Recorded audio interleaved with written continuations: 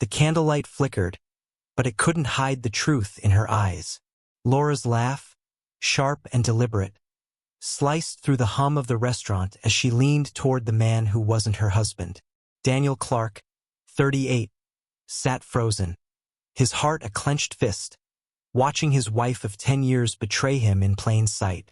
It was their 10th anniversary, and the upscale Seaside Pearl in Seattle buzzed with the clink of glasses and murmured conversations.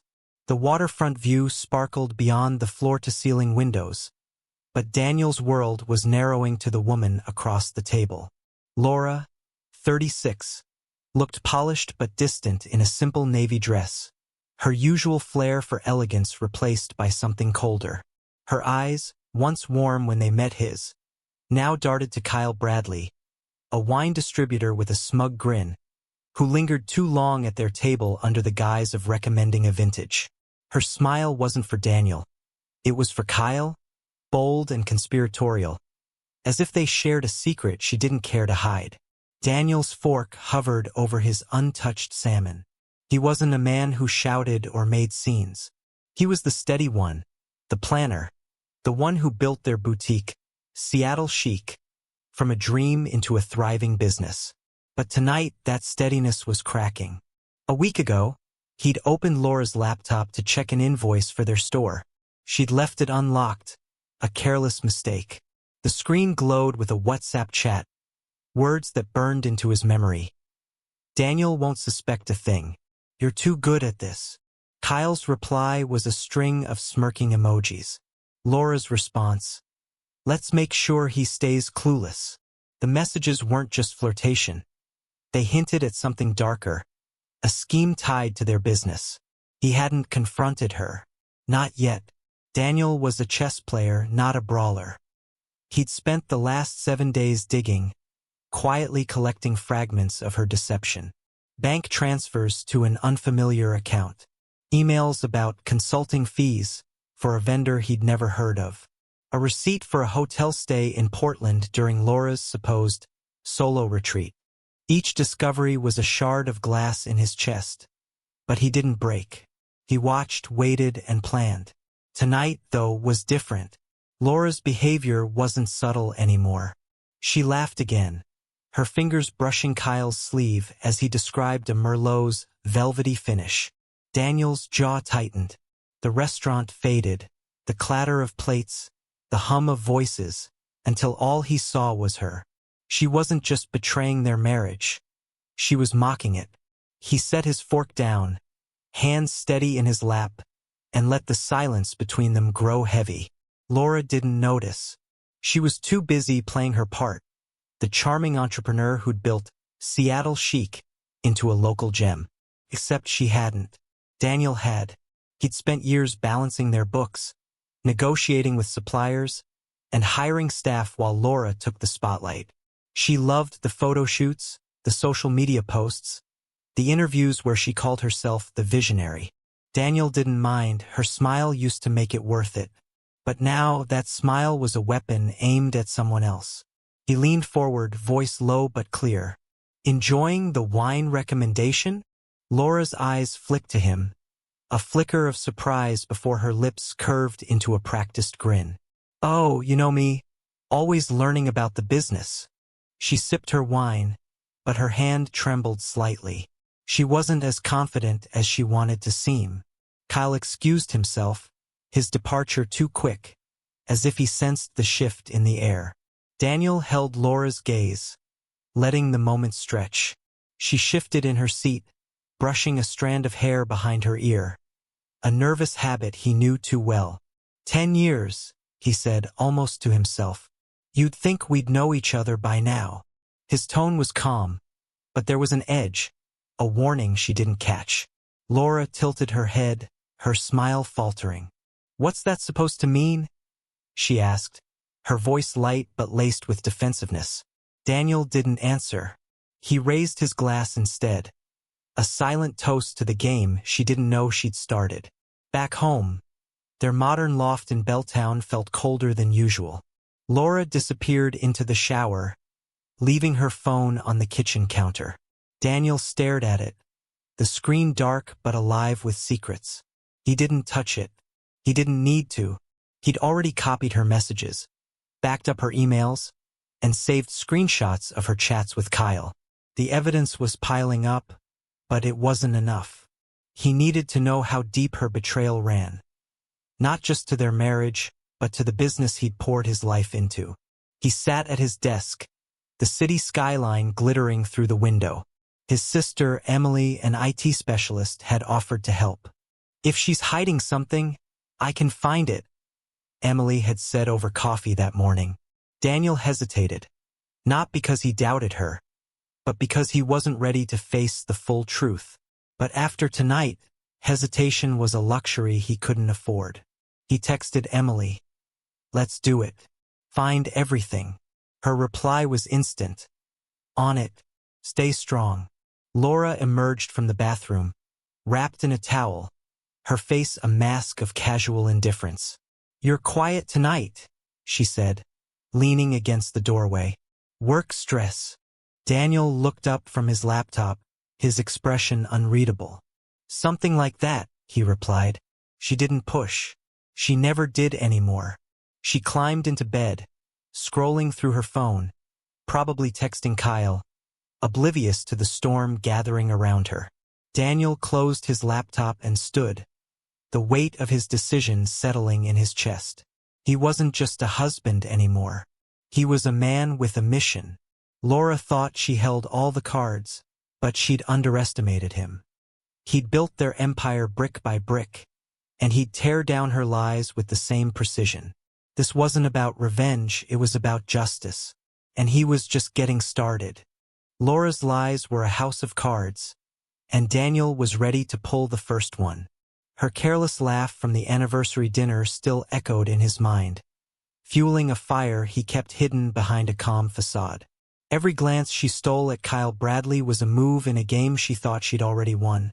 But Daniel was rewriting the rules. The next morning, Seattle woke under a blanket of gray clouds, the kind that promised rain but held back just to keep you guessing. Daniel sat at the kitchen island in their Belltown loft, sipping coffee, his laptop open to a spreadsheet of Seattle chic finances. Laura breezed in, her hair pulled back, her phone glued to her hand. "Morning," she chirped, grabbing a yogurt from the fridge. Her voice was too bright, a performance for an audience of one. Daniel nodded, his eyes on the screen, but his mind was elsewhere. On the bank transfer he'd found last night, $5,000 siphoned from the boutique's account to a consulting firm linked to Kyle. He'd spent hours after Laura went to bed cross-referencing invoices, emails, and deleted files Emily had recovered. His sister was a wizard with data, and her late-night text confirmed his suspicions. Found more. "Laura's been funneling money for months. Call me." Daniel hadn't called yet. He needed to see Laura's next move, to test how far she'd push her charade. "Busy day at the shop?" he asked, his tone neutral. Laura paused, spoon halfway to her mouth. "Oh, the usual chaos. Meeting with a new vendor." She didn't meet his eyes, a tell he'd learned to read years ago. "Vendor," Daniel repeated, letting the word hang. "Kyle's crew again?" Her shoulders stiffened, but she recovered with a laugh. "Maybe. He's got good contacts."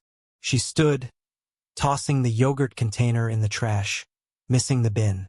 Daniel watched her leave the room, her phone buzzing with a new message she didn't open in front of him. He didn't need to see it. Emily had already sent him screenshots. Laura to Kyle, 1:03 a.m. "He's acting weird. We need to move faster." Kyle's reply, "Relax. He's clueless." Clueless. The word stung, but it also sharpened Daniel's focus. He closed his laptop and headed to the boutique, a sleek storefront in Pike Place Market where tourists and locals browsed artisanal candles and curated scarves. The shop was his pride, built from late nights and calculated risks, but Laura's name was on every press release. She'd always been the face, the charm, the story. Now she was the threat. At the store, Daniel greeted Mike, their loyal assistant manager, who was restocking shelves. "Quiet morning," Mike said, oblivious to the storm brewing. Daniel nodded, slipping into the back office. He locked the door and opened his secure drive, where Emily's files waited. The evidence was damning. Fake invoices for marketing services, emails where Laura promised Kyle a cut if he played along, even a forged charity donation receipt she'd submitted to the IRS to cover her tracks. Each document was a brick in the wall Daniel was building, not to trap her, but to protect what was his. His phone buzzed.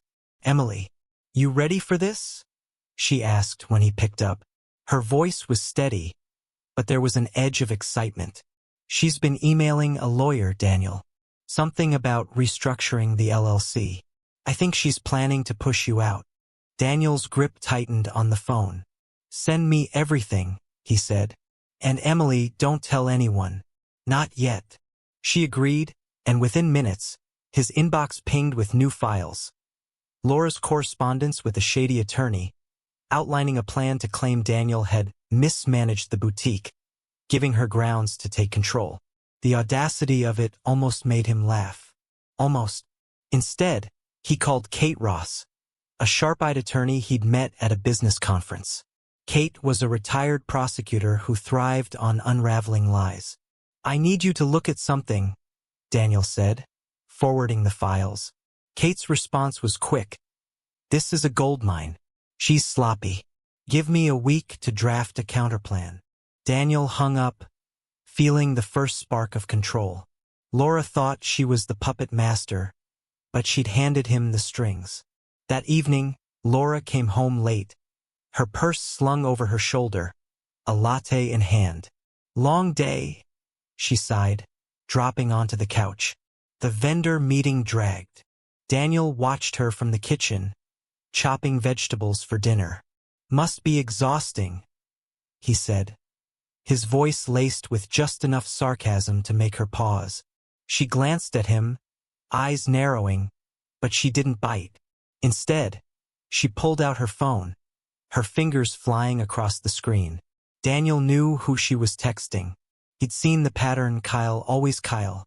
He decided to test her. "I was going over the books today," he said casually, slicing a carrot. "Found some weird transfers. Consulting fees. You know anything about that?" Laura's head snapped up, her smile tight. "Oh, probably just a mix-up. I'll check with accounting." Her lie was smooth, but her hands betrayed her, twisting the edge of her scarf. Daniel nodded, letting the moment pass. He didn't need her confession. He had proof. Later, alone in his office, Daniel made a bolder move.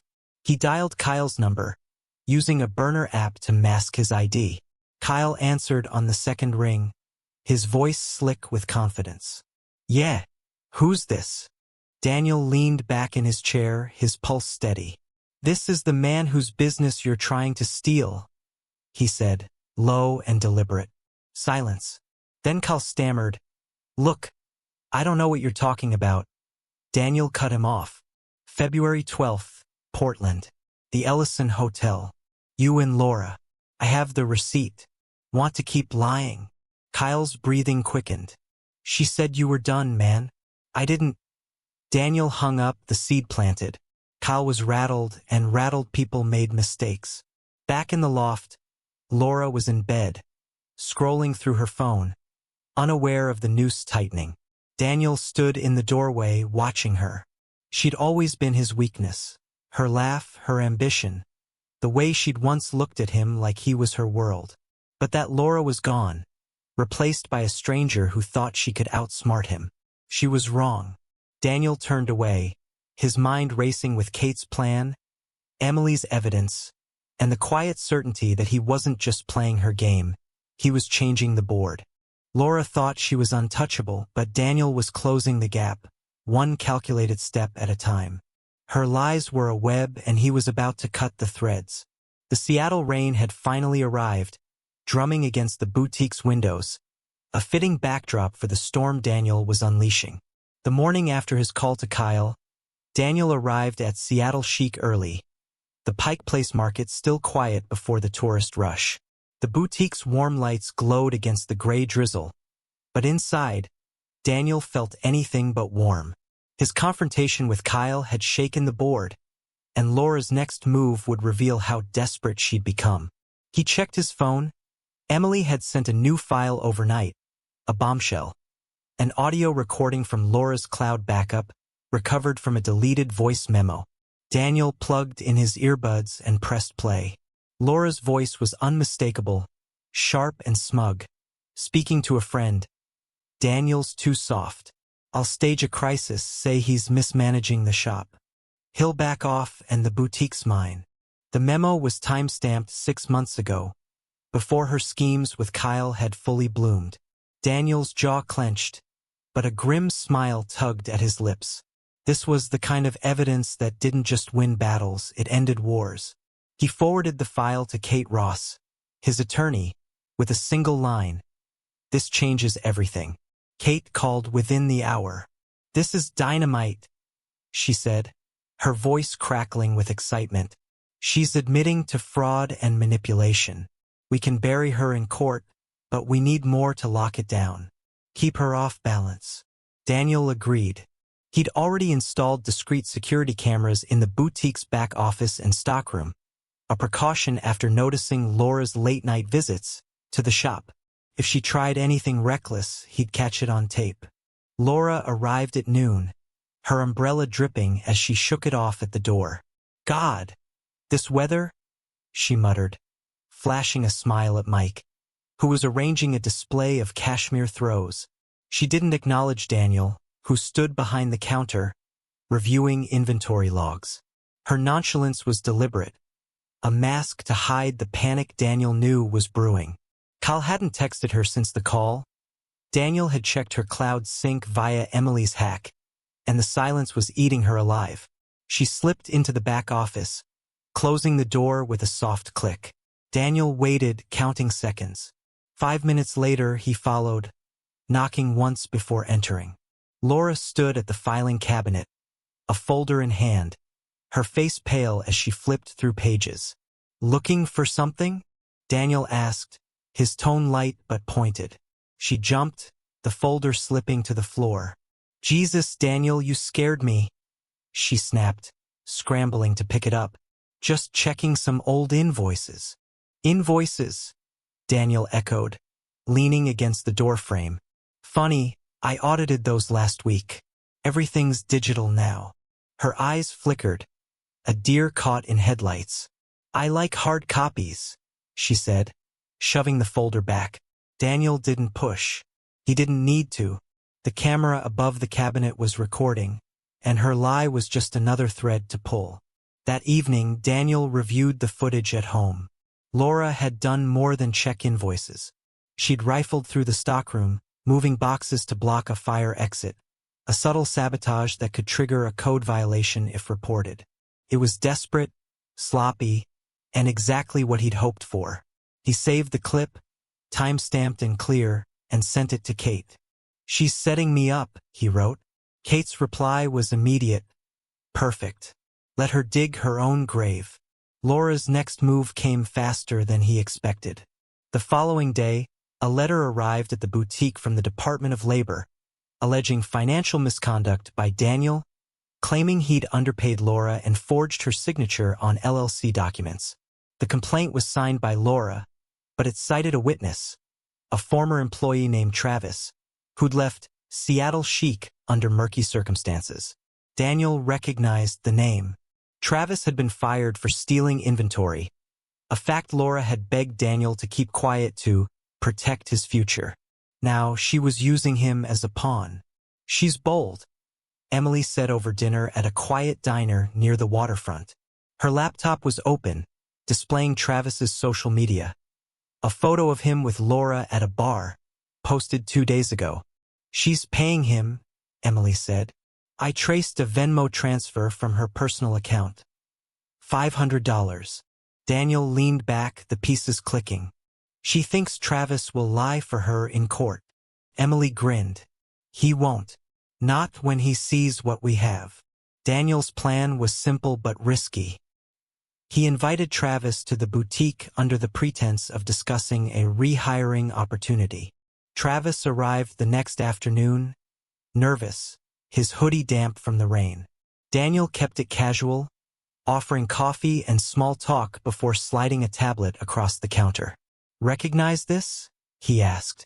The screen showed security footage of Travis slipping a scarf into his bag 2 years ago, the incident that got him fired. Travis froze. "Laura said you'd erased this," he stammered. "Laura says a lot of things," Daniel replied, his voice calm but unyielding. "Like how you're her witness against me. Want to tell me about that?" Travis's eyes darted to the door, but he didn't run. "She paid me," he admitted, voice low. "Said you cheated her out of the business.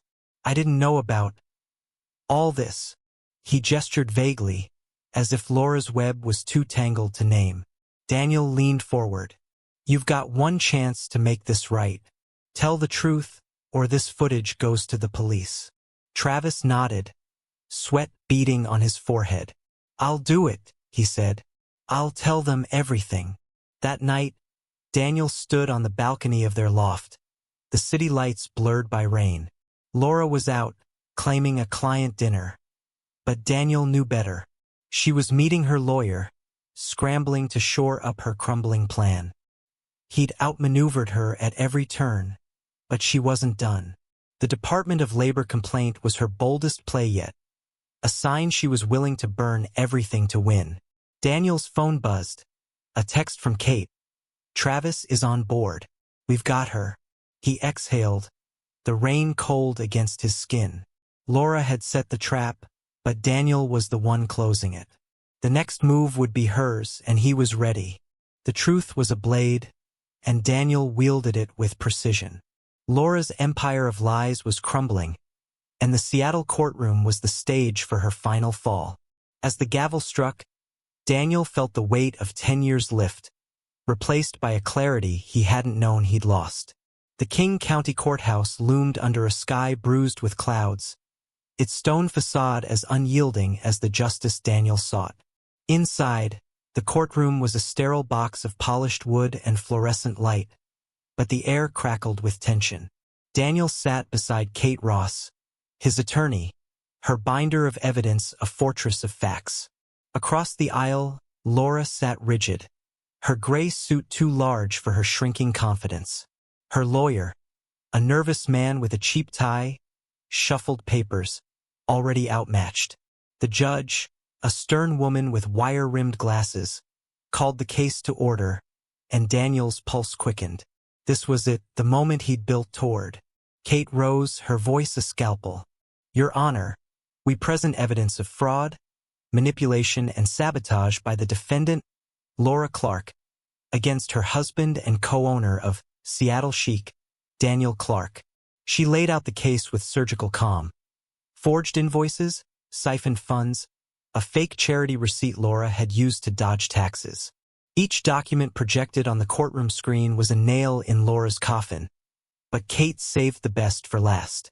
"Exhibit 12, she announced, an audio recording of the defendant plotting to frame Mr. Clark. The room stilled as Laura's voice filled the air, smug and unmistakable. "Daniel's too soft. I'll stage a crisis, say he's mismanaging the shop. He'll back off and the boutique's mine." Gasps rippled through the gallery. Laura's face drained of color, her hands gripping the table. Her lawyer objected, claiming the recording was obtained illegally. But Kate was ready. The file was recovered from a shared business cloud account, accessible to both parties, she countered. The judge overruled, her expression hardening as she glanced at Laura. Daniel kept his eyes forward, but he felt Laura's stare, a mix of panic and rage. She'd underestimated him, thinking he'd fold under her charm or collapse under her accusations. But Daniel had played the long game, and now her moves were running out. Kate called her next witness. Travis, the former employee Laura had paid to lie. He took the stand, his hoodie swapped for a wrinkled button-up, his eyes darting to Laura before settling on the judge. "Mr. Hayes," Kate began, "did Ms. Clark ask you to provide false testimony against Mr. Clark?" Travis swallowed, his voice barely audible. "Yes, She paid me $500 to say he threatened her and mismanaged the shop. The gallery murmured. Kate projected a Venmo transaction, Laura's name clear as day. "And why are you telling the truth now?" she pressed. Travis shifted. "Daniel showed me security footage from when I took stuff from the shop. He could have turned me in, but he didn't. I owed him." Laura's lawyer tried to discredit him, but Travis's raw honesty cut through the bluster. The final blow came unexpectedly. Kate called Laura's mother, Ellen, as a surprise witness. Ellen entered, her silver hair pinned tightly, her face a mask of disappointment. Laura's eyes widened, her breath catching. "Mrs. Warren," Kate asked, "did you receive documents from Mr. Clark detailing your daughter's actions?" Ellen nodded, her voice steady but heavy. "Yes, bank statements, emails, proof she'd lied about the business. I thought she was a victim. I was wrong." She didn't look at Laura, her silence louder than any rebuke. Laura stared at the floor, a single tear streaking her cheek. The defense floundered. Laura's lawyer presented her Department of Labor complaint, alleging Daniel had forged her signature on LLC documents. But Kate dismantled it with time-stamped contracts, signed by Laura in front of a notary. Security footage of Laura blocking the boutique's fire exit sealed her fate, proving sabotage. The judge's pen scratched notes, her verdict forming with every damning reveal. Laura took the stand, her voice trembling but defiant. "Daniel was controlling," she claimed. "He pushed me out of my own business." Kate didn't flinch. "Ms. Clark, did you not state in this email," she held up a printout, "that you didn't care about the books and wanted Daniel to handle it all?" Laura stammered, her lies unraveling under cross-examination. The courtroom watched her shrink, the visionary exposed as a fraud. The judge delivered her ruling with quiet authority. "The evidence is overwhelming. Ms. Clark, you have committed fraud, falsified records, and attempted to sabotage a jointly owned business. All rights to Seattle Chic are awarded to Mr. Clark. You are ordered to pay damages and restitution, and your actions are referred for criminal review." Laura sat motionless, her world collapsing in the echo of the gavel. Daniel exhaled, the weight of betrayal lifting, replaced by a quiet triumph. Outside, the rain had stopped, the clouds parting to reveal a sliver of sun. Kate clapped his shoulder. "You did it," she said. Daniel nodded, but his mind was already on the future. Laura's defeat was only half the victory. He'd rebuild the boutique, erase her shadow, and prove that truth wasn't just a weapon. It was a foundation. Laura left through a side exit, avoiding the press, her head bowed. Daniel didn't watch her go. He stepped into the light, ready for what came next. Laura's lies had burned out, leaving only ash and silence. Daniel stood on the edge of a new beginning, the Seattle skyline a canvas for his reclaimed life. Truth hadn't just won, it had set him free. 6 months after the courtroom victory, Seattle Chic was gone, reborn as Harbor Glow, a boutique that hummed with fresh energy in Pike Place Market. The shop's new name reflected Daniel's vision, a beacon of authenticity in a world of facades. Gone were Laura's gaudy displays and overpriced trinkets, replaced by locally sourced crafts and a warm, inviting aesthetic. Customers lingered, their smiles genuine, unaware of the war Daniel had fought to save this place. He'd done it not for revenge, but for himself. The morning sun streamed through the boutique's windows, casting golden streaks across the polished wood floor. Daniel adjusted a display of hand-woven scarves, his hands steady, his mind clear. Emily, now a co-owner, bustled in the back, updating their online store. Her IT skills had saved the business, and her loyalty had saved Daniel's spirit. "Sales are up 15%, she called, her voice bright. "Told you the rebrand would work." Daniel grinned, a rare lightness in his chest. "You're the genius," he replied, and she laughed. tossing a pen at him. Mike, the assistant manager, had stepped up too, training a new hire, a shy college student named Clara who'd lost her job during the pandemic. Daniel had seen potential in her nervous smile and given her a chance, just as he'd once given Laura. The memory of his ex-wife was a shadow now, faint and powerless. He'd rebuilt not just the boutique, but his belief in second chances for others and for himself. Laura's fate was a different story. She'd fled to Tacoma, a city just far enough to escape Seattle's whispers. Word reached Daniel through a former supplier. She was working as a cashier under a fake name, her LinkedIn profile a blank page. Her reputation, once polished by social media and press interviews, was shattered. Clients refused her calls, partners blacklisted her, and even her mother, Ellen, hadn't spoken to her since the trial. The courtroom had stripped Laura bare, not just of the boutique, but of the mask she'd worn for years. Daniel didn't gloat. Her downfall was her own doing, a consequence as inevitable as the tides. He'd heard she tried to start over, pitching a new business to a Tacoma investor. But the internet remembered. A quick Google search revealed court records, news articles, and a scathing review from a former Seattle chic vendor who'd learned of her fraud. Laura's name was poison now, a warning to anyone who valued trust. Daniel hadn't leaked the truth. It had spread on its own, a wildfire she'd ignited with her own lies. One evening, as the boutique closed, Daniel sat in his office, the Puget Sound glittering beyond the window. He opened his laptop, hesitating before clicking a file he hadn't touched since the trial. Their wedding video. The footage was a time capsule. Laura radiant in white, her laugh unguarded, Daniel's eyes full of hope. He watched for a moment, then closed it. That version of them was gone, but the pain had forged something stronger in him. He wasn't the man who'd trusted blindly anymore. He was the man who'd survived. He pulled out a blank card and wrote a single line. The truth one. I hope you find yours. He slipped it into an envelope with a USB drive containing the wedding video. Not to wound her, but to remind her of what she'd thrown away. He mailed it to her Tacoma address. No return label, no further words. It wasn't vengeance. It was closure. Laura would feel the weight of her choices every day. Not because Daniel had cursed her, but because she'd cursed herself.